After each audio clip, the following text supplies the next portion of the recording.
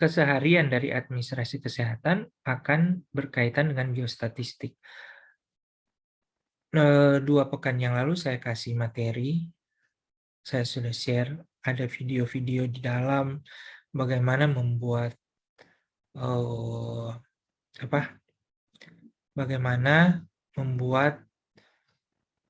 tabel, grafik, dan penyajian data. Tapi ada banyak yang mungkin belum mengerti karena ya di sekolah asalnya atau di semester lalu ya enggak belajar tentang itu. Tapi sebenarnya sekarang ini itu saya hanya ingin mengetes sejauh mana kalian mampu, tapi ternyata belum ada yang kasih masuk tugas sampai sekarang. Berarti belum bisa. Excel itu kemampuan yang harus dimiliki oleh semua orang. Bagaimana menyajikan data, menghitung, itu kalau mau kerja sekarang itu yang lebih dulu diminta. Tapi suara boleh dapat dengar? Boleh, benar. Boleh, benar. Terus apa itu baru banget. Jadi kalau enggak mau menguasainya ya salah sendiri. Sekarang kalau mau lihat tutorial bagaimana cara membuatnya ya di YouTube banyak. Kalau enggak mau ya itu berarti dari kalian sendiri. Mungkin nanti kalau sudah butuh baru kalian belajar. Kuliah itu sebenarnya bukan cuma belajar tentang teori saja. Orang mengasah juga orang skill. Kalau orang cuma sama-sama dengan orang biasa aja, kupu-kupu orang bilang kuliah pulang, apalagi sekarang ndak pulang-pulang karena kuliah di rumah toh. Itu kalau ndak ada tambah skill di dalam orang hidup ya percuma mau dibayar SPP itu. Sekarang orang mau belajar tentang nilai rata-rata. Apa suatu nilai rata-rata? Oh, nilai rata-rata itu ndak naik-naik gunung. Ya, bukan soal landai atau menanjak, tapi nilai rata-rata itu sering dikaitkan dengan nilai tengah. Apa yang orang harap boleh orang selesaikan di pertemuan orang ini. Yang pertama, orang mengerti apa itu nilai rata-rata. Kemudian orang ini bisa menjelaskan sifat-sifat dari nilai rata-rata ini.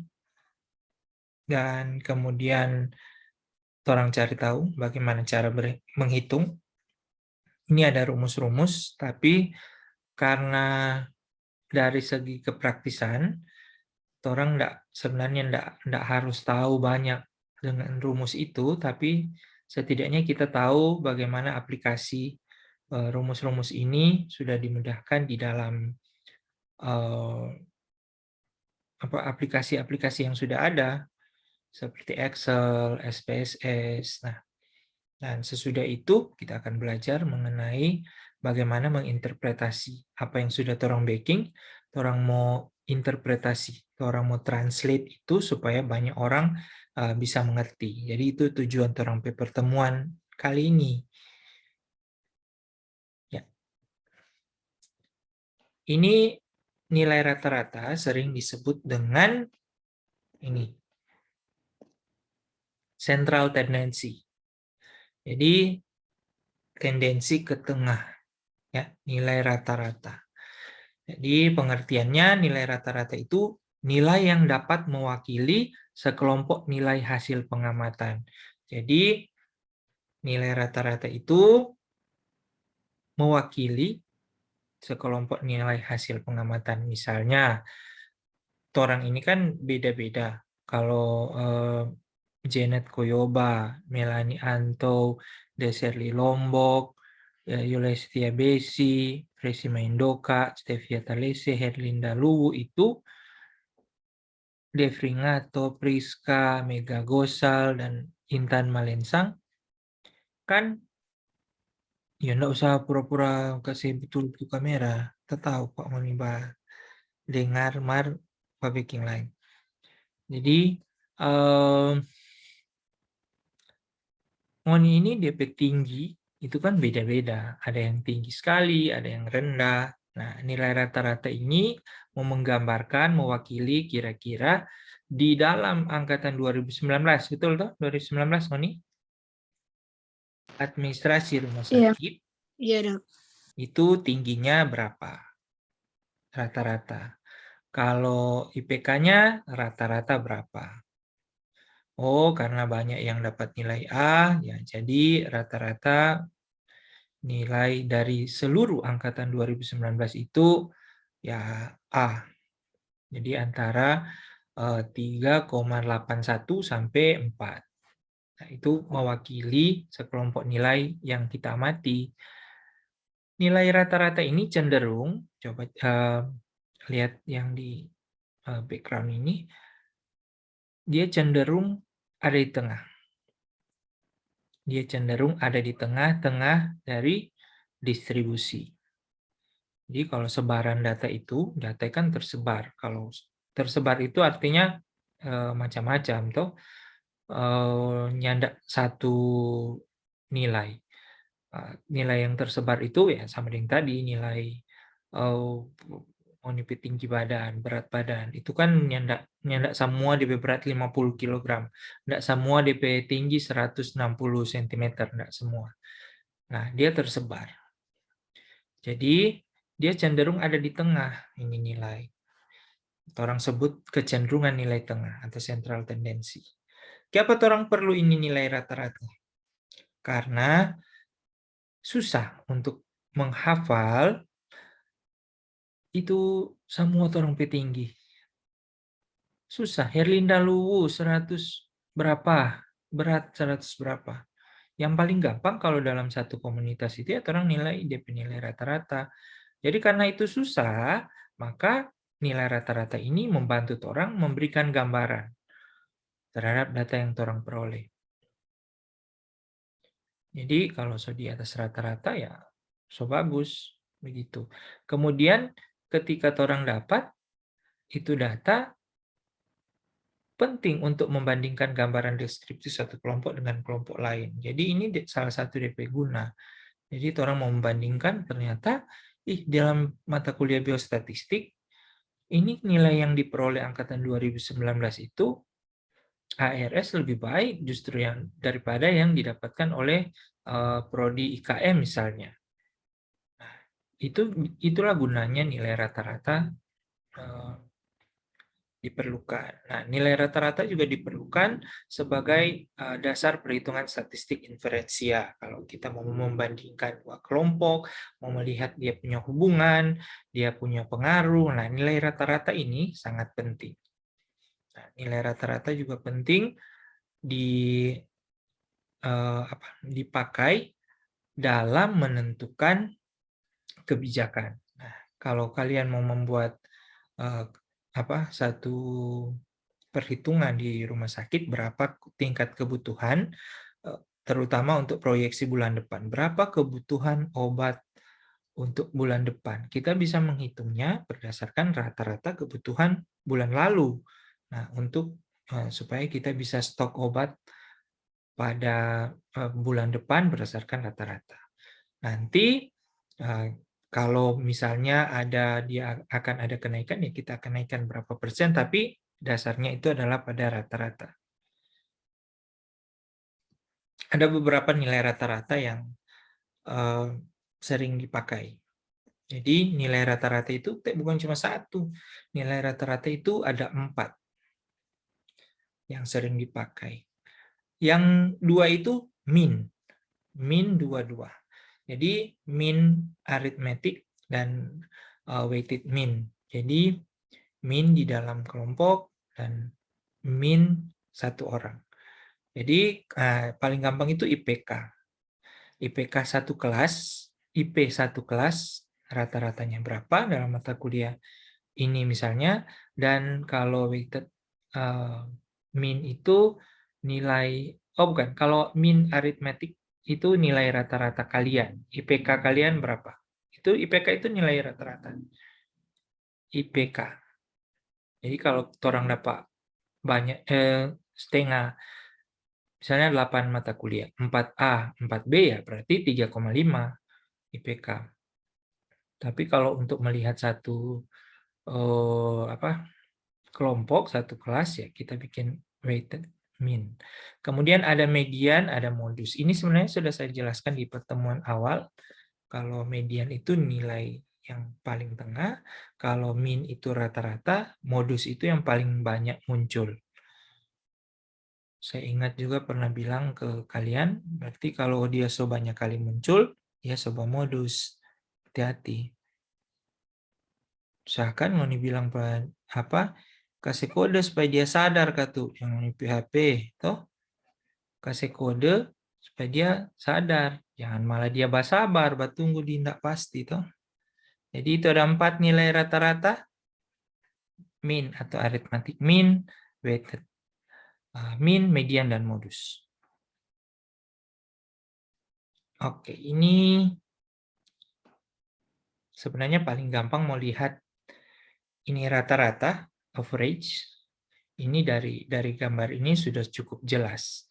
Jadi kalau mean atau average, dia itu penjumlahan. Dijumlahkan semua ini, urutan data, sebaran data ini dijumlahkan. 5, 5, 5, 5 tambah 5, tambah 5, tambah 6, tambah 7, tambah 7, tambah 14. Seluruhnya dijumlahkan, dibagi dengan berapa frekuensinya. 1, 2, 3, 4, 5, 6, 7. Jadi ada 7. Dibagi 7, jadi nilai average atau rata-ratanya adalah 7. Kalau nilai median itu adalah ketika kita mengurutkan nilai yang terkecil sampai yang terbesar, kita melihat nilai mana yang ada di tengah dalam urutan itu. Itu nilai median. Sedangkan kalau mode yang paling banyak muncul, ketika kita mengurutkan dari kecil sampai ke besar, berapa yang paling banyak muncul, itu disebut modus. Sedangkan jarak itu adalah yang paling besar dikurangi yang paling kecil. Nah, itu range. Ini perlu diperhatikan baik-baik karena dasar banyak sekali perhitungan statistik di kemudian hari akan berdasarkan ini. Banyak orang yang bisa mengolah statistik tapi justru tidak bisa membaca yang mana mean, mana median, mana mode, mana range. Ini ada alasan-alasannya nanti kalau kalian pelajari. Oke, kita mulai dengan mean.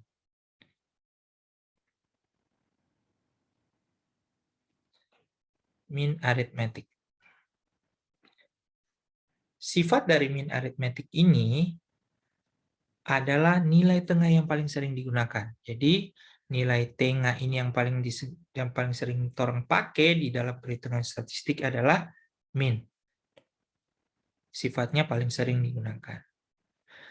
Nilai ini mewakili seluruh populasi atau sampel. Jadi nilai yang ada, nilai rata-rata itu mewakili semua kalian. Kalau kita menghitung tinggi atau berat badan di kelas kalian. Atau mau menghitung rata-rata nilai, menghitung pencapaian prestasi kalian di mata kuliah biostatistik ini, ya kita pakai nilai rata-rata. Dan ini mewakili tingkat keberhasilan. Kalau kalian rata-rata dapat A dan B, ya berarti di atas rata-rata berhasil dong. Nah, kemudian ini berasal dari nilai pengamatan. Jadi hasil mengamati, apa yang kita amati, kita catat, atau yang kita hitung, ya itulah yang akan menjadi bahan baku untuk perhitungan nilai mean ini. Nah, kemudian dia labil, ababil, anak APG labil tuh. Jadi dia dipengaruhi oleh nilai ekstrim. Siapa yang paling tinggi di Pangoni? So pernah baku dapat tuh nih biar Gratia. cuma 1 semester. Siapa? Gratia Paisa. Nah, Gratia Paisa tinggi berapa? Enggak ada Gratia. Enggak ada. Iya benar, enggak ada dia. Yang paling pendek siapa? Kita sebenarnya Karena siapa? Nggak dapat lihat. besar linear. Apa? Desarli. Desarli tinggi berapa? 155 kalau nggak salah sih. Nah, 155. Jadi, nilai rata-rata ini dipengaruhi oleh nilai ekstrim. Nilai yang terlalu tinggi atau terlalu rendah. Makanya ada kelemahannya juga. Kalau nilai rata-rata itu, misalnya, kalau yang paling gampang, nilai kalian, berapa belas orang ini? Kalian 14 orang atau 13? Nilai 13 13. orang ini misalnya dapat AB, AB, AB, kan? Tapi ada satu nilai E. Nah, itu mempengaruhi. Nilai E ini akan menarik itu rata-rata ke bawah.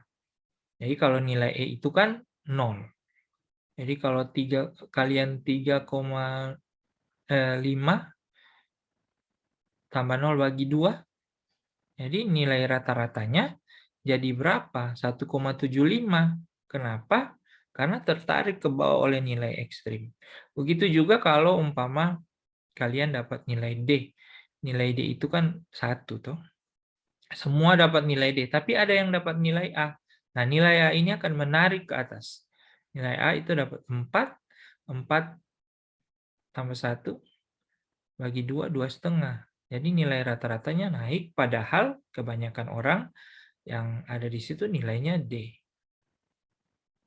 Nah, itu alasan mengapa dia labil, dipengaruhi oleh nilai ekstrim. Bisa dipahami, Intan? Bisa, dokter. Tukang dokter kita. Nah, ini simbol-simbol yang biasa dipakai. Ada banyak simbol yang biasa dipakai. Saya sengaja ambil 2 contoh. Ini dia pakai X1, F1. Memang paling sering dipakai untuk X ini. Tapi untuk menyatakan jumlahnya, dia ada yang sering pakai N, ada yang pakai F, frekuensi. Tapi itu semua sama, frekuensi. Nah, rumusnya secara harafiah dikatakan bahwa min merupakan jumlah semua hasil yang ditambahkan ya, dibagi banyaknya jumlah pengamatan. Kalau kita amati 7 kali, nanti ada 7 nilainya, 7 nilai ini ditambahkan, kemudian dibagi dengan berapa kali kita mengamati.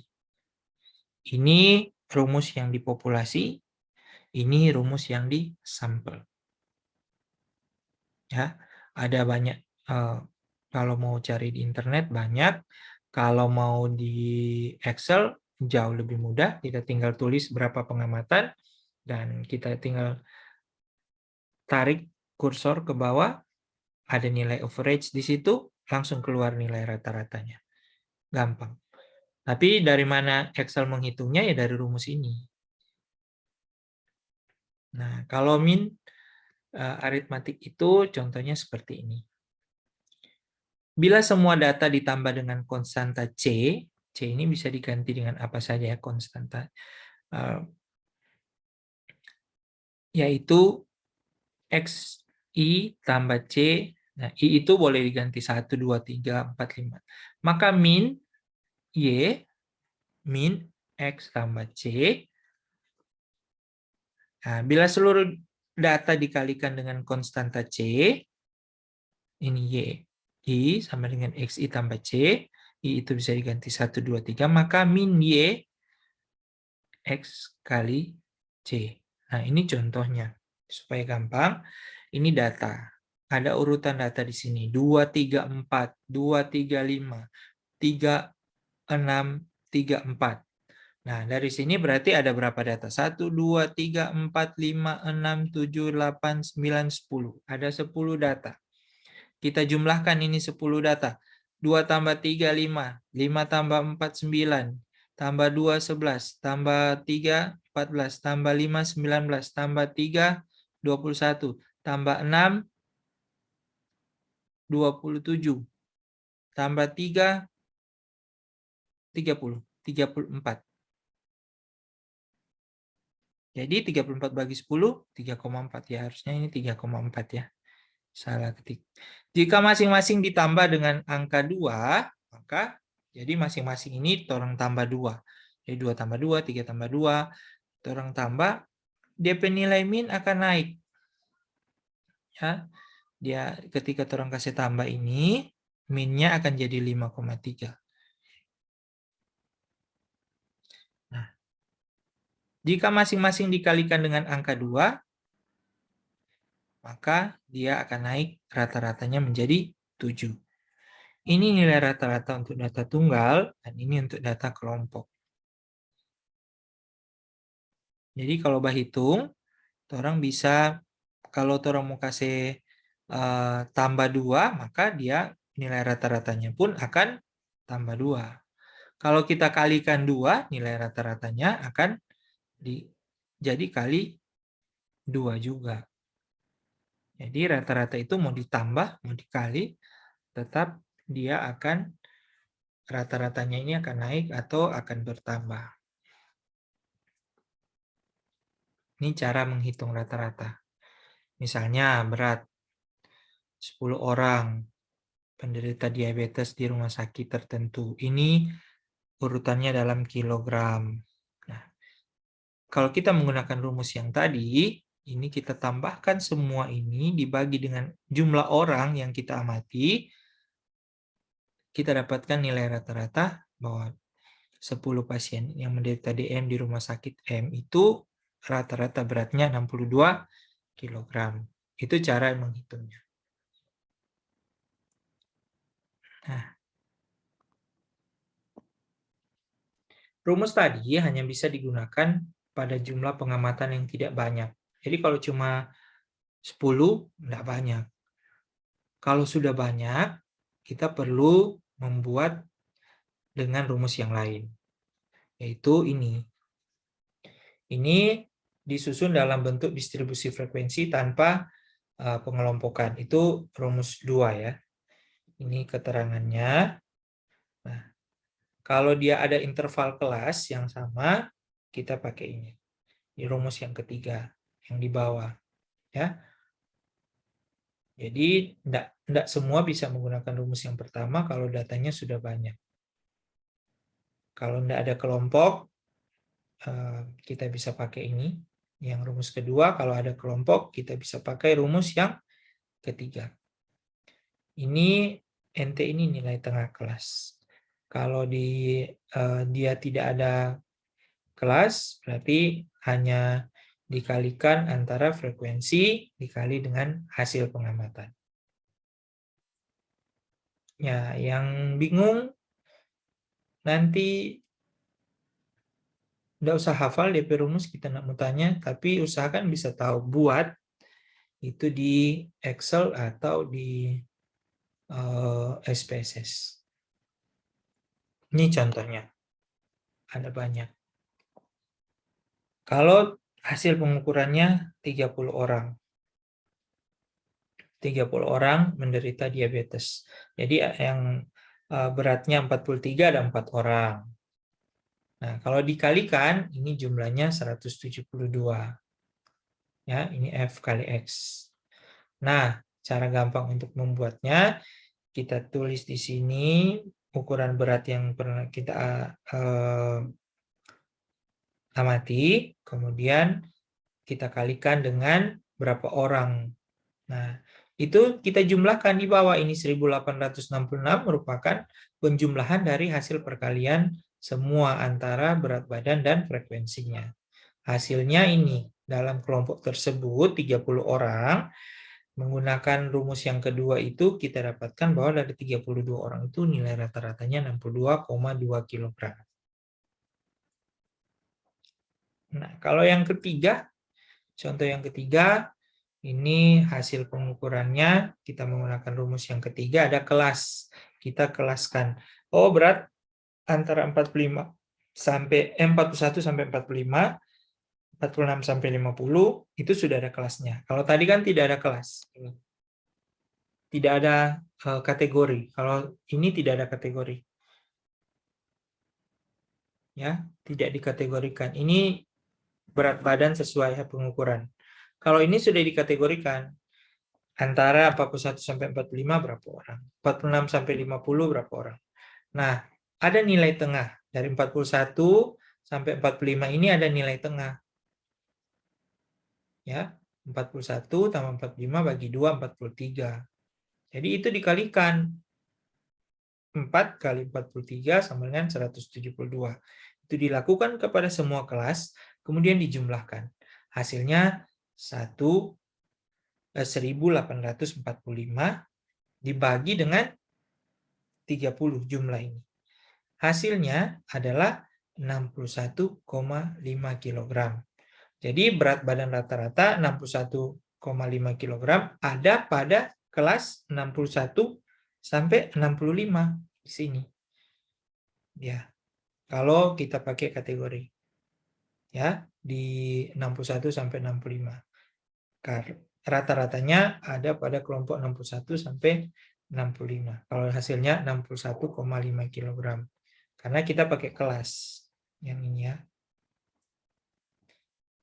Nah, ini kita menghitung nilai rata-rata menggunakan rumus yang keempat. Ada juga rumus yang keempat. Kalau kita pakai coding. Kode ya. Kalau kita coding misalnya laki-laki 1, perempuan 2. Kita bisa menggunakan rumus yang keempat ini. Kalau rumus yang kelima ini ada asumsi rata-rata. Jadi orang punya asumsi, kita pikir rata-rata begini. Nah, itu akan kita masukkan. Itu for min yang aritmatik tadi. Sekarang weighted mean. Ini ya rumus. Jadi contohnya ini kalian misalnya. Toh kelas 2019 mata kuliah biostatistik. Nilai PR 15%. Kuis 10%. Praktikum 20. Mid semester 25. Ujian akhir 30. Nah, sedangkan ini kalau datanya John misalnya, atau Intan misalnya, atau Gratia misalnya, ini ada hasil-hasilnya. Dia dapat nilai tugasnya 92, kuis 74, lab 83, tes mid semester 76, UAS 88. Sedangkan Melani ini misalnya, dia PR-nya dapat 100, tugas 100, kuis 82, praktikum 95, kemudian DP mid 70, DP final, UAS 76. Nah, ini bisa kita cari berapa nilai rata-rata dari sini menggunakan rumus yang ini. Nah, ini juga bisa digunakan weighted mean ini untuk kelas. Kalian punya mata kuliah apa? Mata kuliah di semester berapa ini? 5. Metodologi penelitian pasti ada. Penulisan ilmiah, kemudian biostatistik. Itu semua digabungkan, dilihat berapa SKS-nya, kemudian nilainya berapa, dan poinnya berapa. Itu termasuk dalam weighted mean. Jadi kita menghitung rata-rata dari beberapa kelompok dengan jumlah pengamatan setiap kelompok berbeda. Sehingga kita perlu bobot. Perlu ada pembobotan. Nah, rata-rata dengan pembobotan ini ialah rata-rata kita merata-ratakan KBUA nilai. Jadi K ini angka ya. K. Angka konstan nilai 1 X1 X2 dengan memberi pembobotan W1 W2 pada nilai-nilai tersebut. Ini contoh rumusnya. Kadang menggunakan X yang ada bar di atas, kadang dia menggunakan ini X yang ada epsilon di bawah. Ya, tapi secara yang dijumlahkan ini nilai dan bobot ini selalu sama. Cuma simbolnya yang seringkali orang pakai X bar, seperti X bar itu yang ada tandanya, ada garisnya di atas. Ini X epsilon kecil yang ada di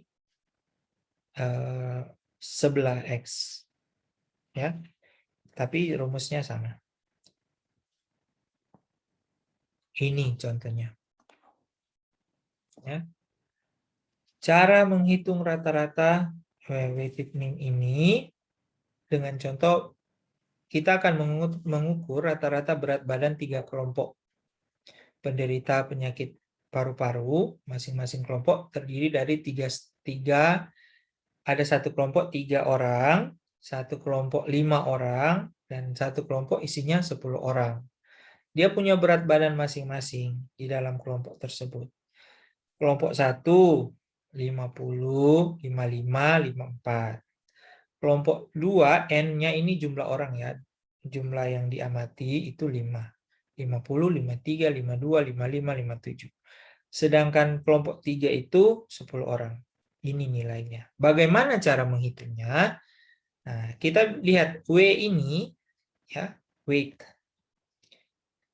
Nilai W1 itu 3. X1, 53. W2, 5. Jadi kita masukkan W1 ini 3 ya. Ini diambil dari ini 3 N. N sama dengan 3. Kemudian X1 itu 53. Jadi rata-rata jumlah dari ini rata-rata berat badan antara 3 orang ini jumlahnya 53. Sedangkan kelompok yang kedua jumlahnya ini W-nya 5.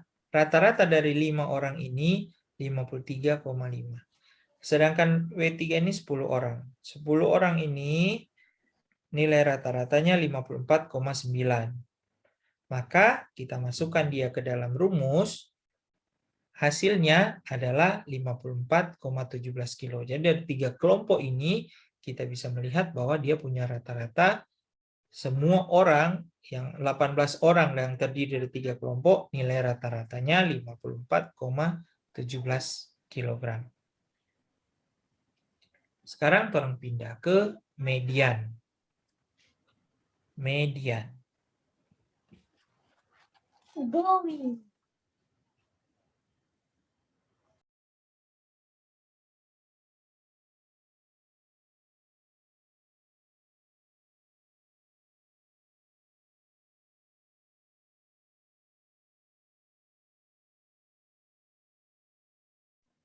Ya.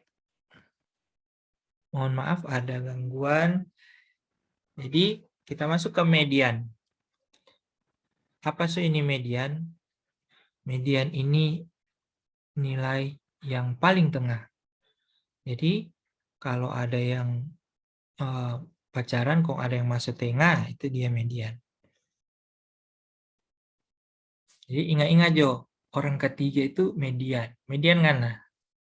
Tuh, orang yang di tengah itu median. Itu kalau ngoni apa? Batona kon cuma 2 orang, ya ketiganya adalah setan. Nah, dia itu tuh median. Oh. Nah, median membagi data menjadi 2 bagian, jadi 50-50.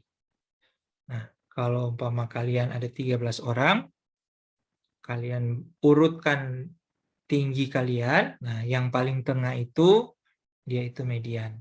Yang paling gampang karena kalian ganjil, nilai tengah itu gampang ditentukan. Nah, data 50% data di bawah nilai median dan 50% data berada di atas nilai median. Jadi nilai tengah.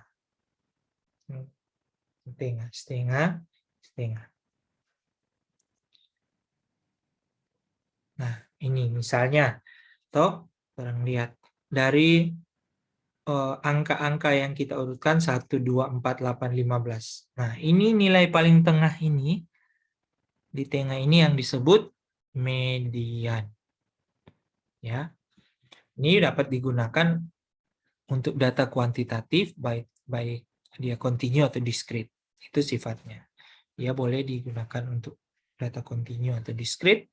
Data kontinu dan discrete itu nanti kalian pelajari di sebaran data berikut. Tapi sebelumnya sebenarnya sudah ada di awal yang bagaimana itu kontinu, bagaimana itu discrete. Nah, dapat digunakan untuk data yang kualitatif. Variabel yang berskala ordinal. Jadi ada kelompok, dikelompokkan. Data kualitatif ya laki-laki, perempuan. Data kualitatif ya apalagi? Kelas A, kelas B, kelas C, itu bisa digunakan. Nah, kemudian median ini lebih stabil. Lebih stabil karena tidak dipengaruhi oleh nilai ekstrim. Jadi, misalnya, ketika orang menjejerkan antara yang paling pendek di kelas kalian sampai yang paling tinggi tadi, itu tidak mempengaruhi. Karena tidak ada penjumlahan di sana. Hanya dilihat urutannya dan nilai tengahnya. Bagaimana? Nah, bagaimana menentukan kalau dia nilai tengah untuk data yang genap? Nah, itu yang memang perlu perhitungan. Karena kalau ganjil gampang lihatnya. Kalau ini kan ganjil. 1, 2, nilai tengahnya ya 4. Tapi kalau dia cuma 1, 2, 4, 8, nilai tengahnya berapa? Antara 2 dan 4. Bagaimana menghitungnya?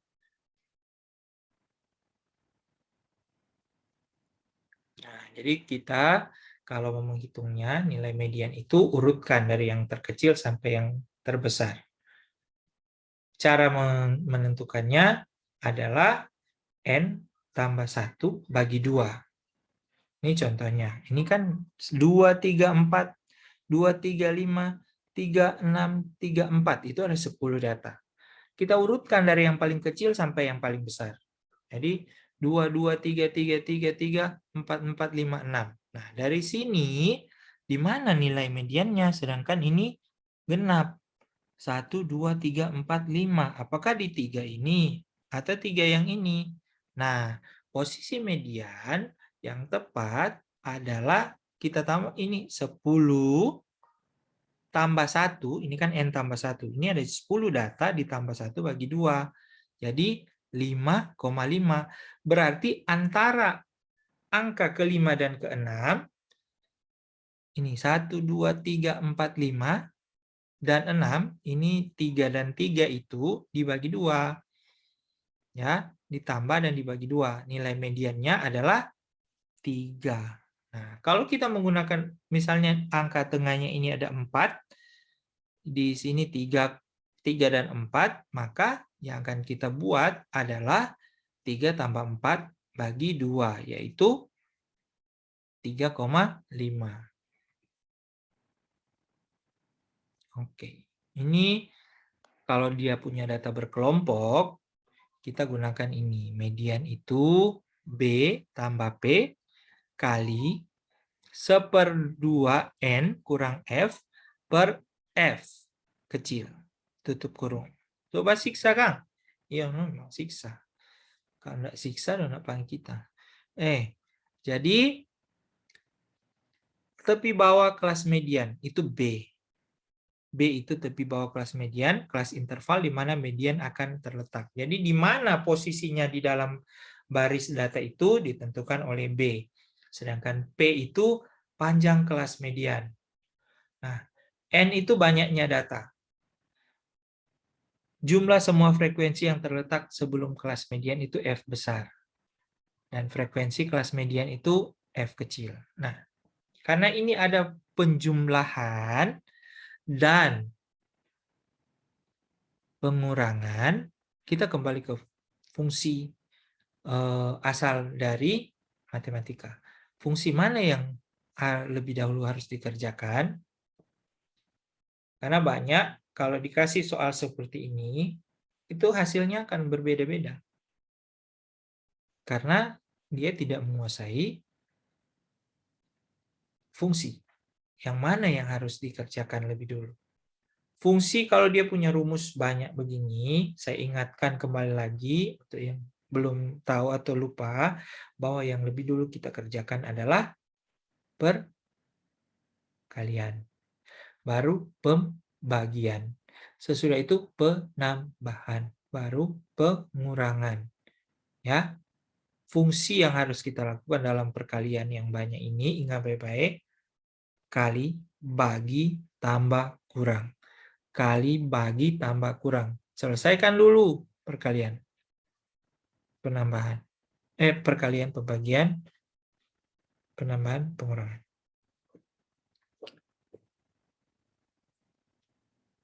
Ini cara menghitung median.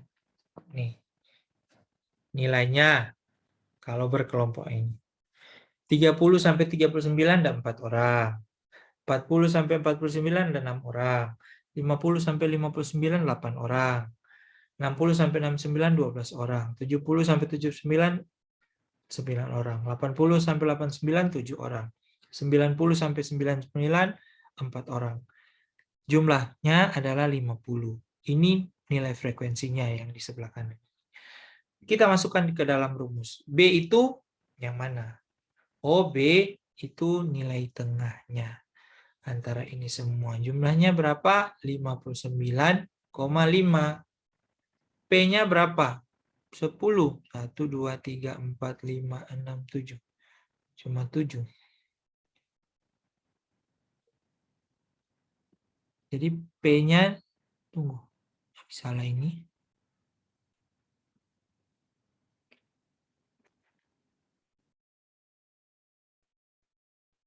Oh ya, jadi 59,5 itu ada di antara 50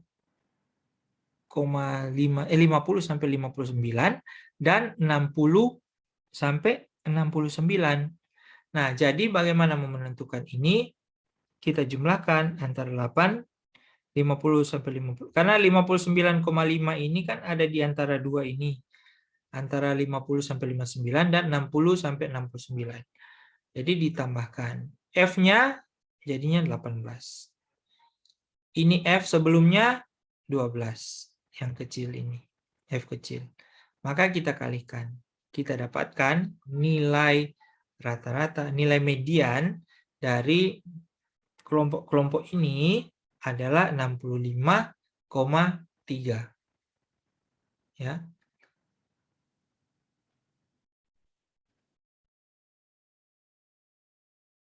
Sekarang kita lanjut ke modus. Jadi kita lanjut ke orang-orang yang sering muncul pangoni karena ada maunya. Modus. Tuh. Kita bilang tadi modus itu yang paling banyak muncul.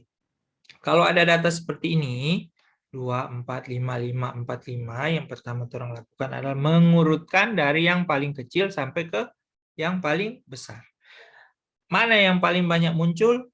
Itu modus.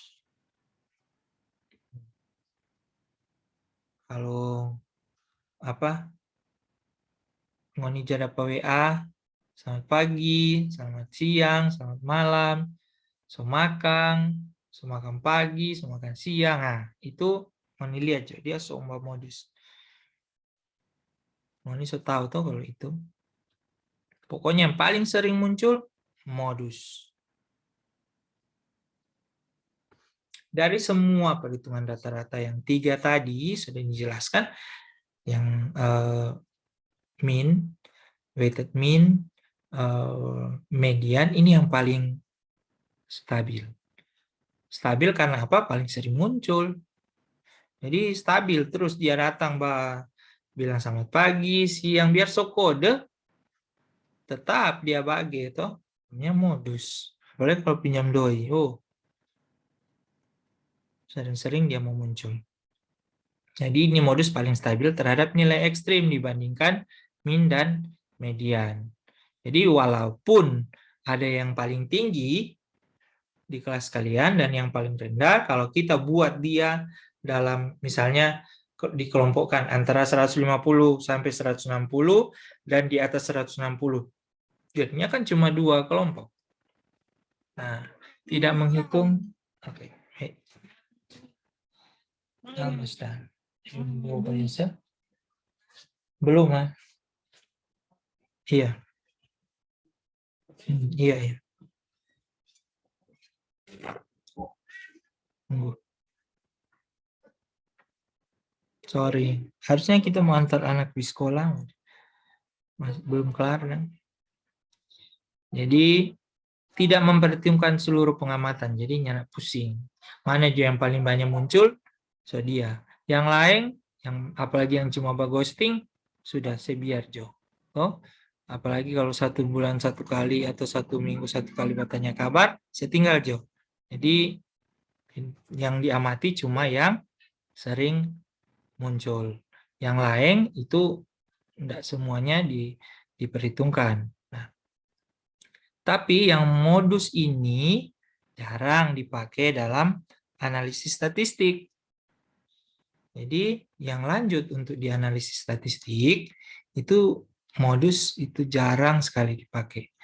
Jadi kentara tuh kalau dia modus ya nggak usah pakai tuh. Biar dia kasih mute dia PWA tuh.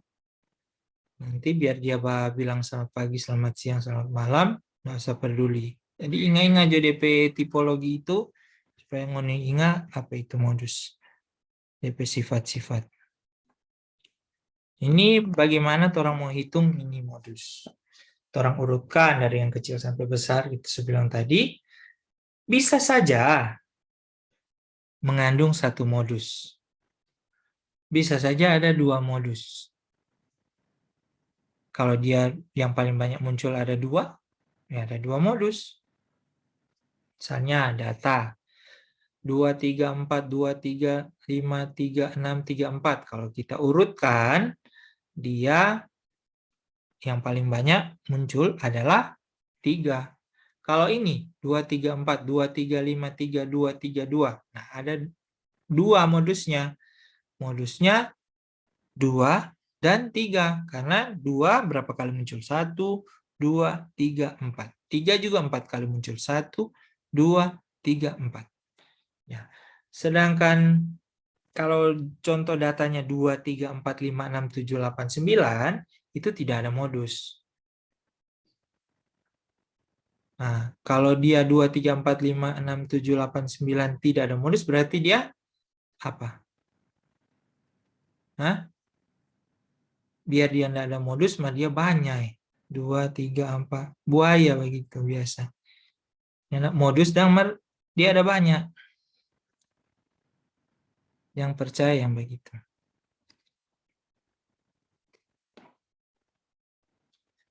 Ini kalau dia orang mau cari rumus data yang berkelompok. So banyak sekali DP data. Orang tidak bisa lagi mengurutkan. Misalnya ada 500, 600 data. Kalau di rumah sakit pasien 1 bulan, itu kan tidak mungkin diturun satu-satu. Tidak mungkin ditulis dari pasien pertama sampai sekian. Itu akan memakan waktu yang lama. Jadi perlu untuk menghitungnya dengan rumus.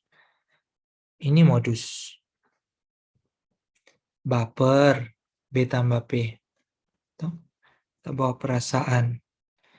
Kalau dia so baper, panggil makan Jo. Makan B1, B2. Anggap begitu supaya gampang mengingat.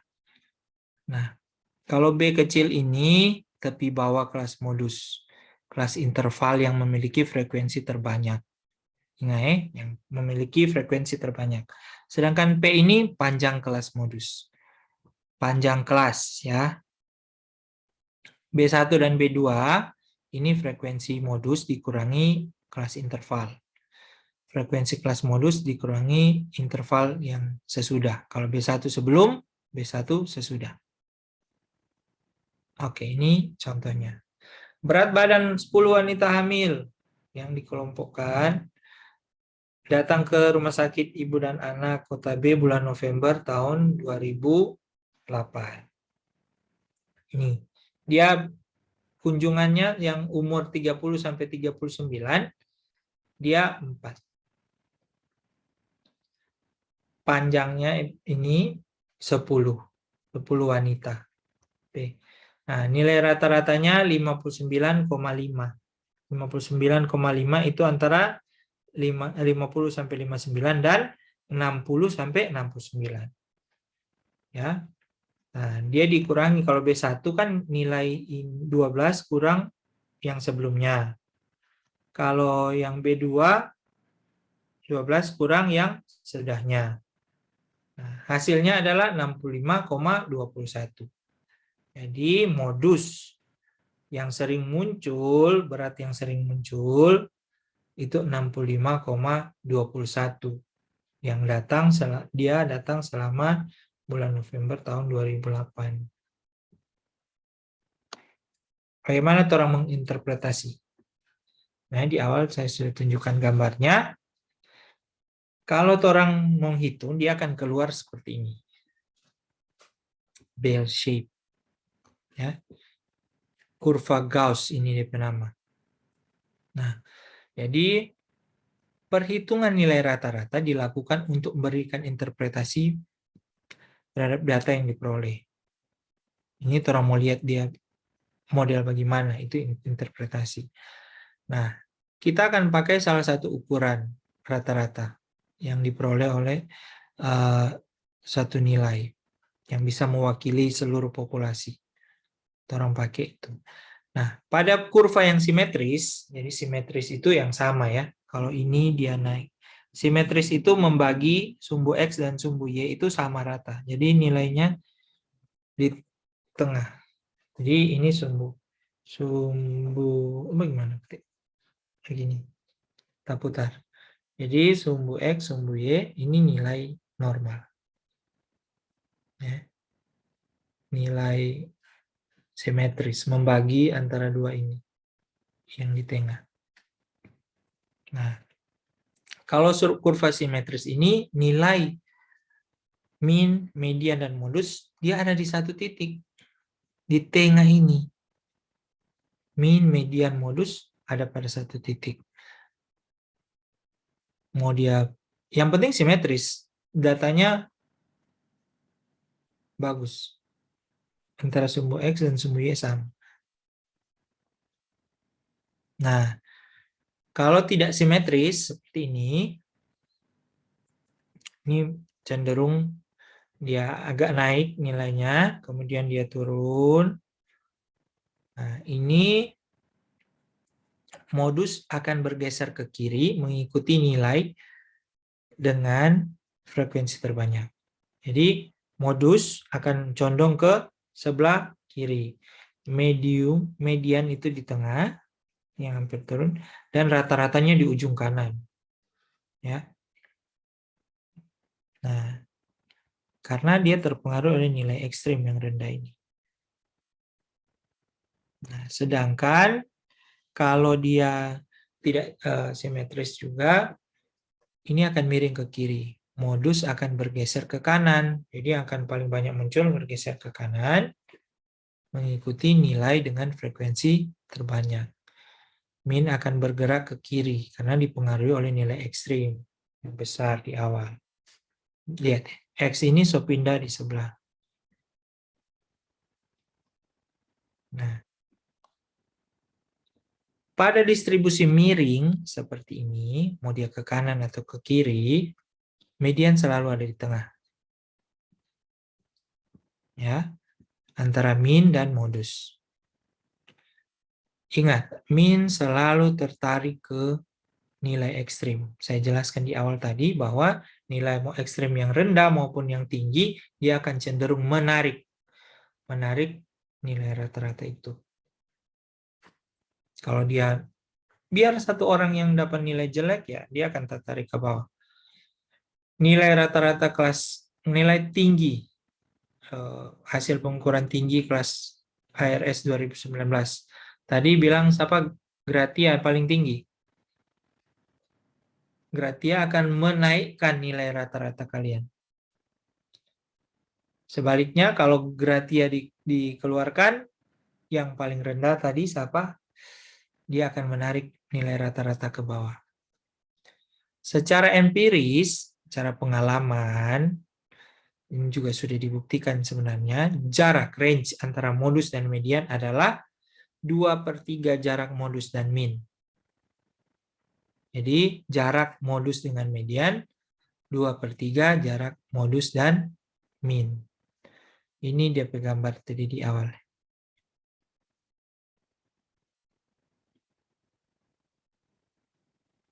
Mana itu?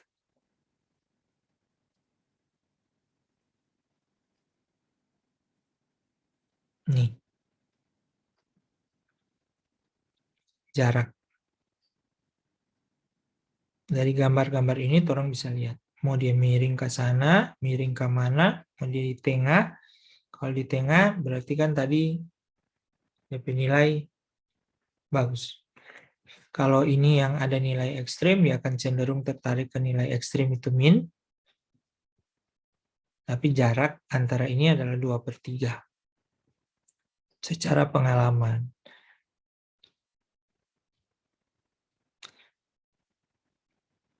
Oke, hari ini selesai sampai di situ. Untuk tugas yang kemarin, ada yang mau ditanyakan?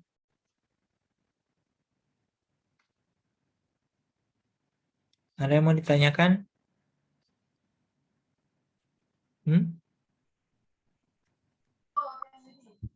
Benar, itu tugas yang kemarin DP soal orang yang buat sendiri. Iya, sebenarnya kita mau kasih soal yang dari kita, toh. Tapi berhubung ini hanya melihat outputnya, melihat kalian tahu buat atau tidak, bikin saja data sendiri, data mengarang ke apa. Yang penting hasilnya akan keluar seperti itu. Bagaimana bentuk tabelnya. Kalian bisa pakai. Kalau mau gampang dan mau seragam, kan yang mau dinilai kalian tahu buat atau tidak, bukan kalian bisa menghitungnya atau tidak. Karena kan perhitungan-perhitungan masih akan dipelajari di pertemuan berikut. Sebaran data juga akan dipengaruhi oleh pertemuan-pertemuan berikut, belum dijelaskan. Nah, jadi yang mau diminta dalam pertemuan 2 dan ketiga itu adalah kalian tahu dulu membuatnya. Jadi, buat perhitungan dari data yang entah kalian ambil dari mana, dan kemudian akan disajikan dalam bentuk tabel. Saya hanya ingin melihat bagaimana kalian membuat tabel.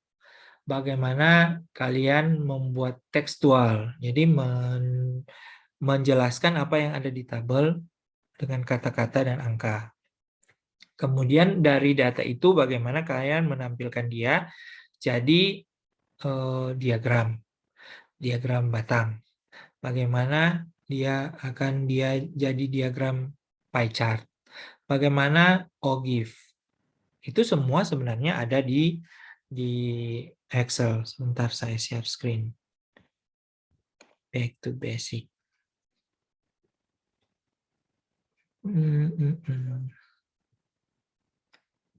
Mana? File new.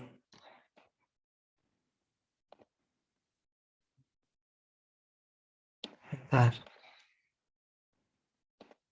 Basic. Screen share. Nah, bisa kelihatan. Jadi kan ada di sini. Bagaimana? Kalau kalian buat misalnya nama-nama kalian. Nama.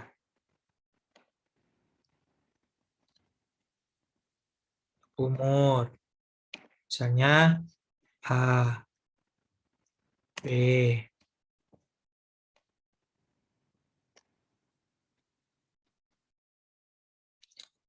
umur 20, 19, 21.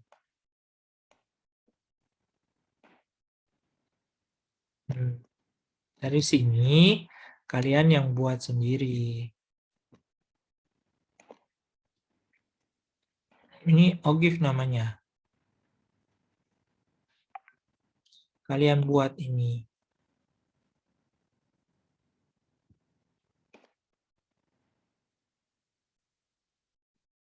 Kalian buat ini.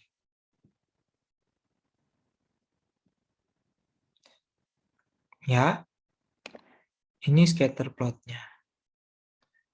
Jadi yang paling gampang sebenarnya yang saya minta adalah membuat tabel seperti ini, menjelaskan tabelnya, itu tekstual, kemudian menyajikannya dalam bentuk ini semua yang ada di sini.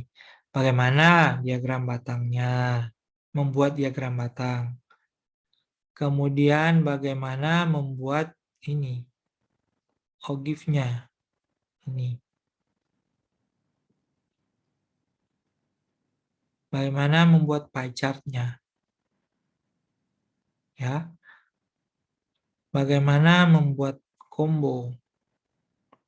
Kalian yang buat sendiri. Karena kalau saya kasih data yang untuk diuji, kalian yang bikin, nanti kan bingung sendiri. Kenapa? Karena saya belum menjelaskan bagaimana membuat rata-rata. Misalnya 23, 22, 21.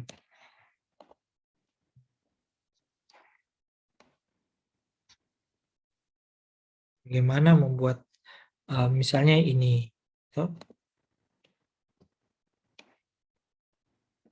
Ini ada fungsinya di sini. Ini summary. Jumlahnya. Kalau mau melihat rata-ratanya juga bisa. Kalian tinggal cari average-nya. Ya. Average ini sangat dipengaruhi oleh, ini kan nilai yang dekat-dekat toh. Nah, kenapa tadi bilang dia dipengaruhi oleh nilai ekstrim? Ini kalau ada dia ini 23, 22, 21, kalau tiba-tiba ada 50 di sini, dia akan mempengaruhi ini.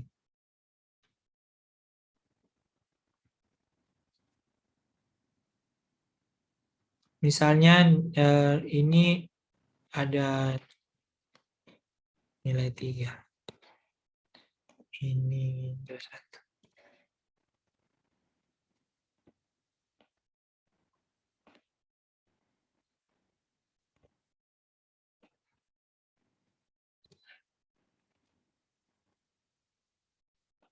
Kalau ini 100. Kan naik jauh. Jadi kalian bikin set data sendiri. Kalau mau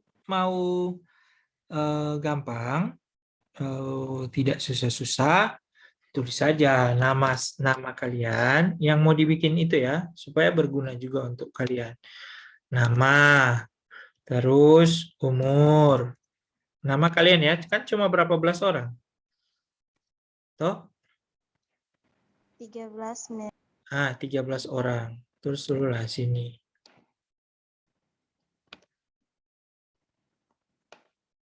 Dapat lihat tuh ini?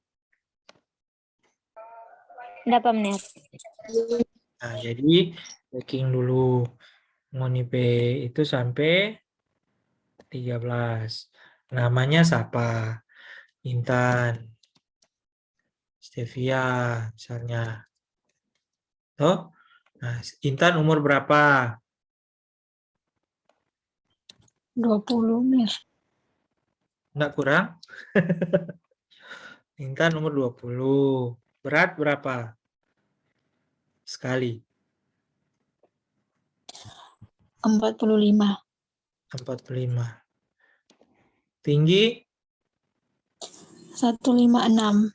156. Jadi begitu. Isi ngonipe nama di sini. Isi ini. Nah. Apalagi yang boleh dapat lihat. Nanti kalau sudah isi baru dibuat yang tadi ini. Jadi jelaskan nanti kalau kita isi semua backing DP tekstual DP nama. Jadi nama anggota kelas terdiri mari bikin di Word dari Kenapa kita nyandak kasih sebenarnya ini? Karena kita tahu ini mau copy paste. Kalau tak ada apa, tak bisa nilai. Bikin sendiri. Kalau tidak ada yang nyandak tahu,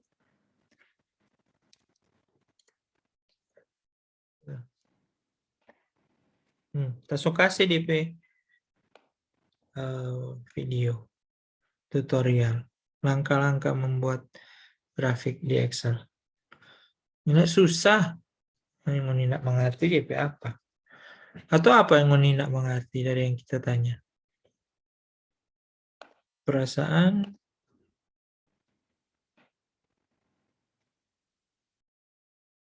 cuma ini toh,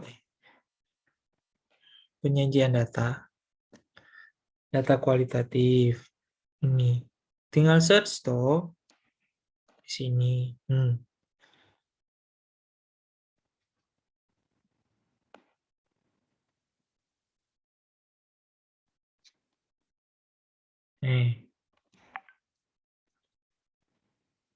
Cara data bentuk tabel.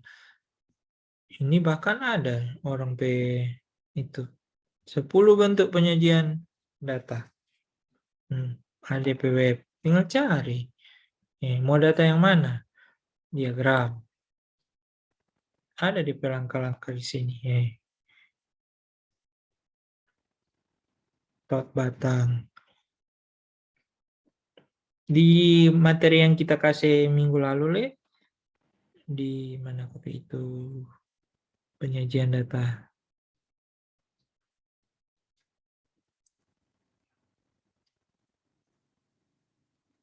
Itu cukup jelas bagaimana membuat baris frekuensi, diagram batang, yang lingkaran, piktogram, langkah-langkah menyusun.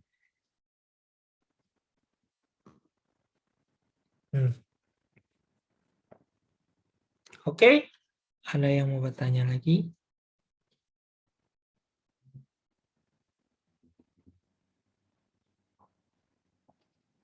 Ada lagi yang mau bertanya?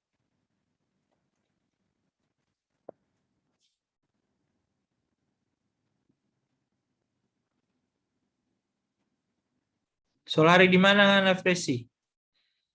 Medellin. Jalan, Mir. Pasang dulu tamu screen capture.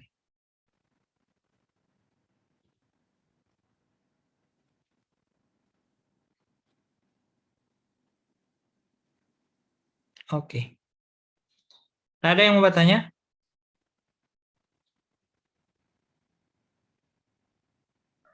Benar. Apa?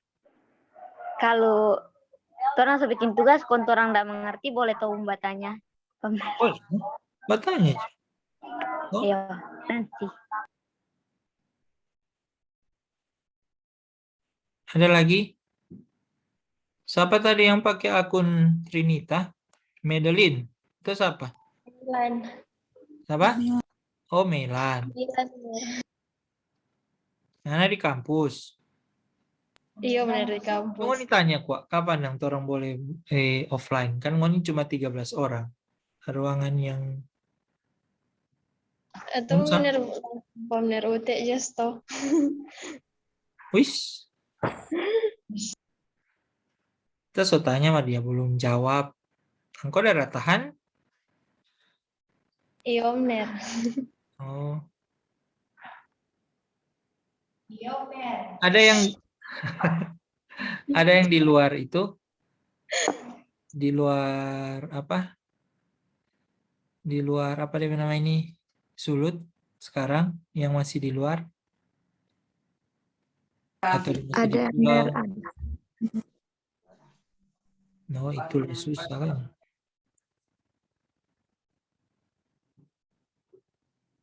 Nanti mau tanya kapan supaya kalau begini kok setengah mati. Apalagi kalau ngoni cuma dengan handphone setengah mati mau saya tunjuk di cara berhitung.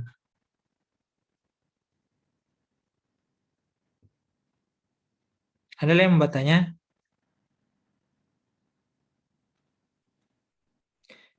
Ngoni enggak ada laki-laki biar satu. Enggak ada. Yang lalu perasaan ada. Cuma Roni. Mana dia? Dia ada cuti lalu. Kontrak bawah. Dia kontrak bawah. Yang lalu dia ada masuk. Roni Murib, toh? Iya, benar.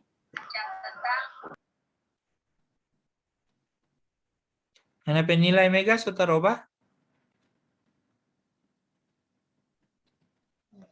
Sudah, Mener. Ada lagi yang bertanya? Sudah ada?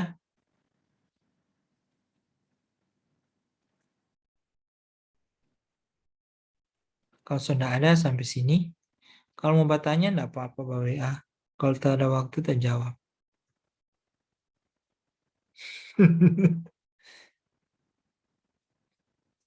Sudah toh?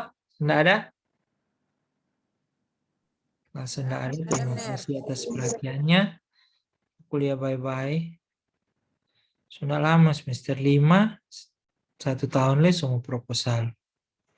Tahun depan semua proposal. Semester 7 tuh proposal. Iya. Semua kelar. Oke. So, berapa kali kita bilang terima kasih.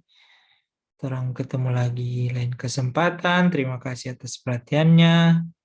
Salam sehat. Titip salam penghulu orang tua semua. Semoga orang semua cepat kembali seperti semula. Selamat siang. Selamat siang. Selamat siang.